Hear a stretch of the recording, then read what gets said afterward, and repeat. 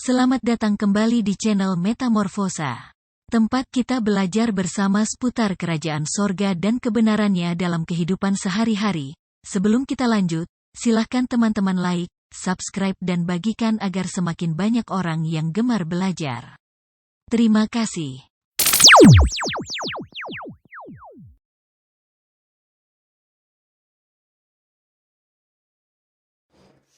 Big Why. Hari ini kita belajar satu pelajaran penting lagi di bawah judul Big Why. Artinya, mengapa? Big Why adalah sebuah pertanyaan besar yang mencoba mengurai bahwa menemukan alasan hidup jauh lebih penting dan genting daripada bagaimana menjalani hidup itu sendiri. Dan ketika sudah menemukan alasan hidup, maka menjadi lebih mudah menemukan jawaban atas aspek-aspek kehidupan lainnya. Salomo, Raja Israel yang kaya raya dan penuh hikmat pada zamannya, penulis buku bestseller yang berisi perumpamaan, amsal, puisi, dan filosofi semua yang ada di bawah matahari. Di dalam satu pengajarannya yang tertulis di dalam Pengkhotbah pasal 2 ayat 15-23 berkata, "Maka aku berkata dalam hati, nasib yang menimpa orang bodoh juga akan menimpa aku. Untuk apa aku ini dulu begitu berhikmat, lalu aku berkata dalam hati bahwa ini pun sia-sia. Karena tidak ada kenang-kenangan yang kekal, baik dari orang yang berhikmat maupun dari orang yang bodoh. Sebab pada hari-hari yang akan datang, kesemuanya sudah lama dilupakan. Dan orang yang berhikmat mati juga seperti orang yang bodoh. Oleh sebab itu aku membenci hidup, karena aku menganggap menyusahkan apa yang dilakukan di bawah matahari. Sebab segala sesuatu adalah kesia-siaan dan usaha menjaring angin. Aku membenci dengan jerih payah di bawah matahari. Sebab aku harus meninggalkannya kepada orang yang datang sesudah aku. Dan siapakah yang mengetahui apakah orang itu berhikmat atau bodoh? Meskipun demikian, ia akan berkuasa atas segala usaha yang kulakukan di bawah matahari dengan jerih payah dan dengan mempergunakan hikmat. Ini pun sia-sia. Dengan demikian aku mulai putus asa terhadap segala usaha yang kulakukan dengan jerih payah di bawah matahari. Sebab kalau ada orang berlelah-lelah dengan hikmat, pengetahuan dan kecakapan, maka ia harus meninggalkan bahagianya kepada orang yang tidak berlelah-lelah untuk itu. Ini pun kesia-siaan dan kemalangan yang besar.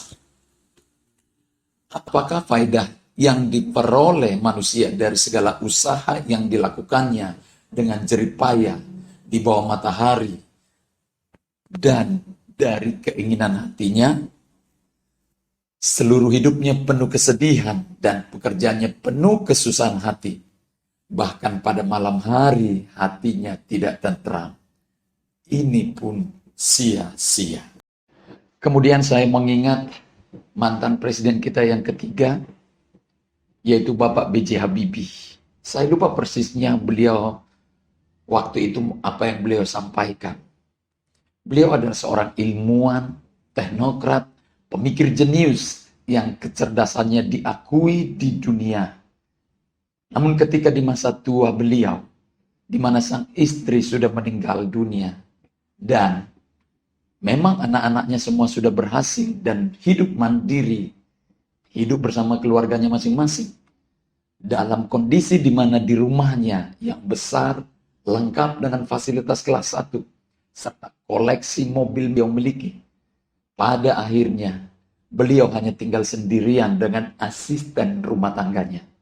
Dan di rumahnya yang besar itu, dia hanya menggunakan 1 atau 2 ruangan saja sehari-hari. Dan Anda tebak, siapa yang menikmati fasilitas yang dia miliki itu, yang dia peroleh dari hasil jerih lelah, dari hasil kejeniusan dan kecerdasannya? Siapa yang menikmati hasil pemikirannya yang hebat itu? Ya, persis seperti yang disampaikan, yang dialami oleh Salomo ribuan tahun yang lampau. Yang kita sudah dengar tadi. Pada akhirnya, semua itu ditinggalkan kepada orang yang hidup berikutnya. Dan bagaimana nasib dari semua rumah beserta koleksi harta yang mahal-mahal itu? Beliau pun tidak tahu. Nah, Salomo berusaha merenungkan semua itu, serta semua yang terjadi di bawah kolong langit dengan hikmatnya yang luar biasa. Dan dia berkata, sebab segala sesuatu adalah kesia-siaan dan usaha mencari angin. Sebuah kesimpulan sementara yang sangat memilukan hati. Benar bukan? Meski memilukan, namun demikianlah kenyataannya. Bahwa pada satu sisi, apa yang disampaikan oleh Salomo adalah kebenaran, yaitu kebenaran di bawah matahari, atau kebenaran di bawah langit. Siapapun yang hanya menjalani hidup sekedar mengisi waktu antara lahir dan menunggu mati, pasti memberikan kesimpulan seperti yang diberikan oleh Raja Salomo. Abraham Maslow melalui sebuah penelitiannya tentang motivasi perilaku manusia di zaman modern yang kemudian dikenal dengan piramida kebutuhan, mengatakan bahwa motivasi utama manusia adalah memenuhi kebutuhan fisiologis, yaitu kebutuhan dasar, seperti makan, minum, tidur, dan kebutuhan biologis lainnya. Hasil penelitian ini menjadi salah satu referensi bahwa memang sebagian besar manusia yang hidup di bawah matahari berjuang, bekerja keras dalam usia hidupnya yang singkat untuk mencari dan memenuhi kebutuhan makan, minum, dan pakai. Dan kadang-kadang bersenang-senang. Apa bedanya dengan makhluk hidup lainnya? Inilah dasar dari pemikiran Salomo dengan segala hikmat dan pengertiannya yang luas yang dia sampaikan di dalam kitab Pengkhotbah tadi. Maka salah satu bagian dari pertanyaan besar dari Big Why, sebagaimana tema kita kali ini adalah, apakah memang motivasi utama manusia hadir di bumi ini adalah hanya untuk mempertahankan hidup itu sendiri? Atau tidak adakah tujuan yang jauh lebih besar, yang jauh lebih agung dan mulia, yang mendasarinya? Sekali lagi, jika kebutuhan utama manusia adalah untuk memenuhi kebutuhan makan, minum, dan pakai, maka betullah apa yang disampaikan Salomo, bahwa semua hanyalah kesia-siaan dan usaha menjaring angin. Inilah yang kita coba pelajari kali ini, yaitu mengapa? Ya, mengapa? Why? Yakin bahwa sebelum menemukan jawaban terhadap pertanyaan why kepada diri sendiri, maka hidup hanyalah sekedar hidup. Atau hidup menjadi penuh dengan derita. Atau hidup ini menjadi membosankan. Atau sebaliknya hidup hanya untuk memuaskan ego sendiri, untuk kesenangan dan kenikmatan duniawi. Dan pada akhirnya kebenaran itu tidak ada. Sebab masing-masing punya standar kebenaran sendiri. Dan tiap-tiap orang punya tujuan hidupnya sendiri-sendiri. Lalu pada akhirnya, semua kondisi ini akan melahirkan perbudakan dalam berbagai versinya. Perbudakan terhadap kemewahan dunia atau diperbudak oleh keinginan untuk memperoleh kemewahan dunia. Dan perbudakan terhadap sesama. Yang kuat menindas yang lemah, dan yang lemah terpaksa hidup di bawah penindasan yang kuat. Mereka serasa mati sebelum dikubur.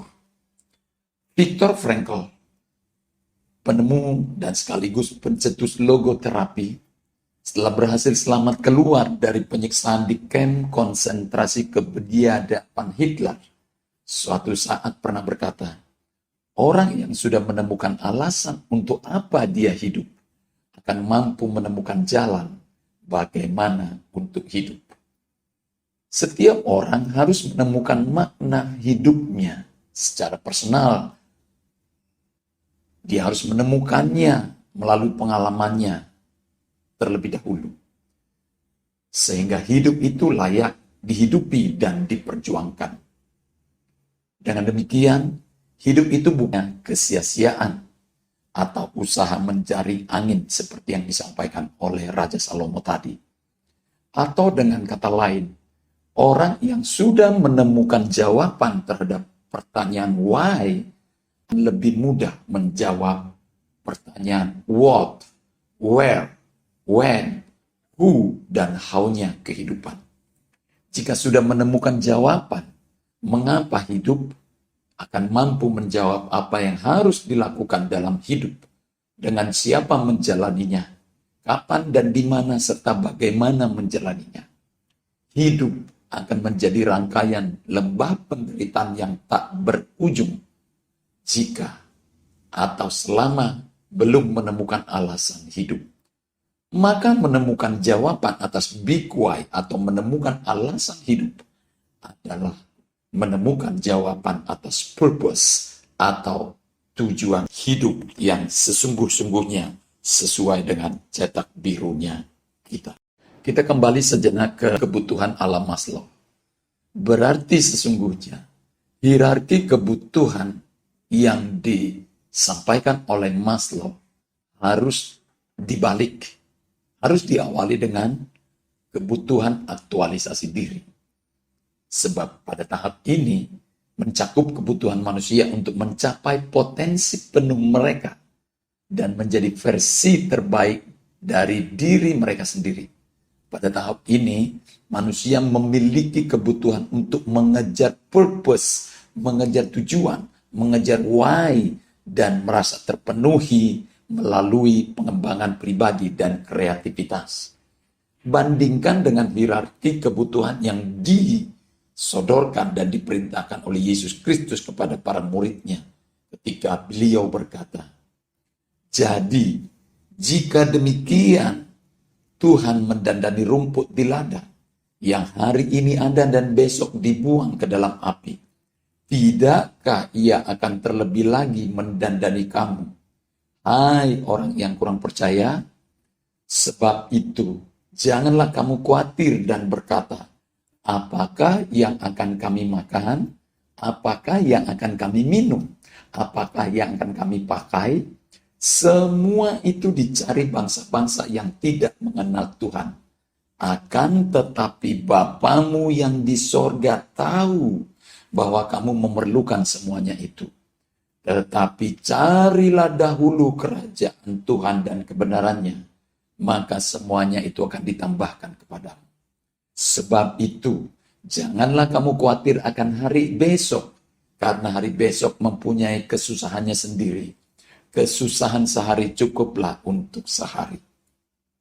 Perhatikan apa yang ditemukan oleh Abraham Maslow melalui penelitiannya tentang perilaku manusia dengan apa yang ditawarkan oleh Yesus Kristus.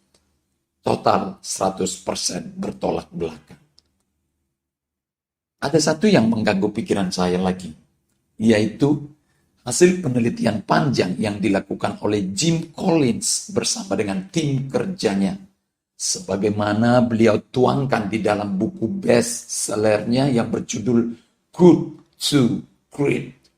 Beliau berkata, siapa dulu baru apa? Kemudian beliau melanjutkan, kami menduga para pemimpin bagus ke hebat akan mulai dari mematok visi dan strategi baru. Sebaliknya, kami justru menemukan bahwa mereka pertama-tama mencari orang yang tepat di atas bus dan mendepak orang yang tidak cocok dari bus, menempatkan orang yang tepat di kursi yang tepat. Barulah kemudian mereka mencari tahu kemana mereka harus berkendara. Bukankah ini pancaran kecil dari kebenaran yang diajarkan oleh Yesus Kristus? Ya, Yesus Kristus adalah kebenaran. Maka menemukan Yesus Kristus artinya menemukan kebenaran. Menemukan kebenaran berarti menemukan visi, menemukan arah, menemukan tujuan hidup, bukan? Meski harus diakui bahwa masih banyak orang percaya yang salah memahami. Mereka menentukan tujuannya sendiri, visinya sendiri, lalu meminta Yesus lewat doa dan puasanya supaya Yesus Kristus Tuhan kita memberkati dan menyertainya. Ini sesuatu yang seharusnya tidak seperti itu. Kita kembali ke tema awal. Menemukan jawaban terhadap pertanyaan Big Why berarti sejujurnya dan seharusnya adalah menemukan kebenaran. Menemukan kebenaran berarti menemukan Yesus Kristus. Menemukan Yesus Kristus berarti menemukan kerajaan dan kebenarannya. Menemukan kerajaan dan kebenarannya berarti menemukan inti isi hati Bapa kita. Dan ya pasti ingat bahwa satu-satunya rencana dan tujuan hati Bapa atas bumi, terutama atas kita manusia, atas saya dan saudara, adalah memperlebar wilayah kerajaannya yang meliputi bumi dimulai dari sorga. Dan tujuan itu dicapai melalui kita, saya dan saudara, anak-anaknya, anak-anak kerajaannya. Yaitu semua manusia yang dijadikan menurut gambar dan rupanya sendiri. Ketika sudah menemukan kebenaran ini, maka semua pertanyaan atau perjuangan hidup, pertanyaan seputar what, apa yang harus saya makan, minum, pakai, where, di area mana saya membangun kerajaannya, when, kapan saya memulai dan mengakhiri semua apa yang saya lakukan, dan how, bagaimana caranya saya melakukannya.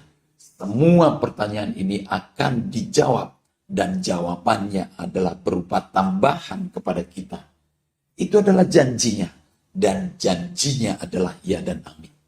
Ketika sudah menemukan jawaban mengapa kita ada di bumi ini, maka kebenaran itulah yang akan menambahkan semua apapun yang kita butuhkan untuk dapat hidup maksimal, bahagia, dan sejahtera di bumi. Seperti itulah urutannya. Terima kasih. Semoga menginspirasi. Jangan lupa ya teman-teman, silahkan di-like, subscribe, share, agar semakin banyak saudara-saudara kita yang gemar belajar. Salam metamorfosa. Tuhan memberkati. Shalom.